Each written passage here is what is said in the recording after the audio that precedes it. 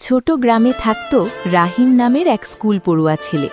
প্রতিদিনের মতো এক সকালে স্কুলে যাওয়ার পথে সে হঠাৎ এক বৃদ্ধ মানুষকে ভারী বোঝা নিয়ে কষ্ট করে হাঁটতে দেখল।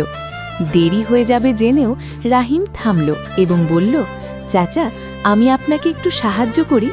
বৃদ্ধ মানুষটি খুশি হয়ে রাজি হলেন। রাহিম বোঝাটা গন্তব্যে পৌঁছে দিল। এতে তার স্কুলে দেরি হয়ে গেল। শিক্ষক তাকে বকাঝকা করলেন, কিন্তু রাহিম কিছু বলল না। কয়েকদিন পর হঠাৎ রাহিমের বাবা গুরুতর অসুস্থ হয়ে পড়লেন। পরিবারের সবাই দুশ্চিন্তায় পড়ে গেল। রাহিম বাবাকে নিয়ে হাসপাতালে গেল।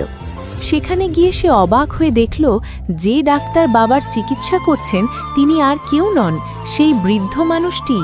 ডাক্তার মুচকি হেসে বললেন, বাবা, তুমি সেদিন আমাকে সাহায্য করেছিলে। মন দিয়ে চিকিৎসা করলেন তিনি, আর ধীরে ধীরে রাহিমের বাবা সুস্থ হয়ে উঠলেন।